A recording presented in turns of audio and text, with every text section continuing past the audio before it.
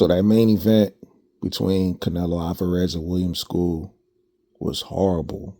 Horrible. Horrible.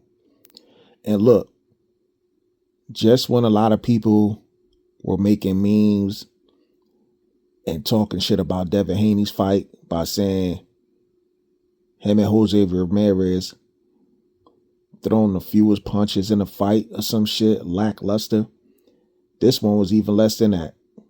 Ain't that something? Canelo and William School punches were thrown less than that. I think the least in probably most in CompuBox history, or the least in CompuBox history of the less thrown punches or whatever. You know what I mean? But nobody's going to say anything about that. They're not going to point that out. And look, I know. People are going to say William School was running. They're going to say he act like he didn't want to engage. And you might have somewhat of a point. But the last time I checked, there were two boxers in that ring. Canelo ain't really throwing enough punches of damn self. And if you one of those fans that said, hey, he has to sit right in front of Canelo in order for Canelo to let his hands go, and that's the reason why Canelo don't want to fight these type of fighters, then you part of the problem. I heard the commentators yesterday, Sergio Moore, was criticizing William School, but didn't show that same compassion when it came to F.A. Ajaba and Martin Bacoli last night. That just goes to show there's some biased commentary going on. And look, I'm not saying that I appreciate what William School did, because I don't. But at the end of the day, he's not the only one in the ring. We could complain about William School moving around all we want. But Canelo didn't really throw any punches either. And I think Daniel Jacobs put it best. Hey, Canelo has a responsibility to cut off the ring the right way as well, which he did at times, but other times he was just following William School around.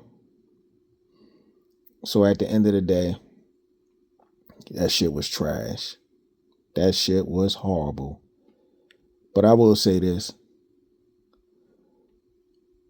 The fight between Canelo and Crawford will not be this way. At least I hope not.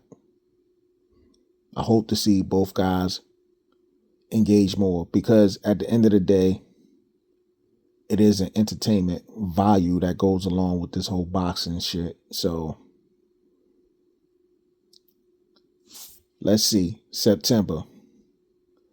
And oh, by the way, I don't like the way, I know, well, I put it this way. I know people criticize how the IBF, because I think it was Chris Mannix who was criticizing the IBF, how they position people in the rank as in a position virtually unknown personnel to get the belt, or become the mandatory to fight certain guys, and these guys that don't really have much of a resume.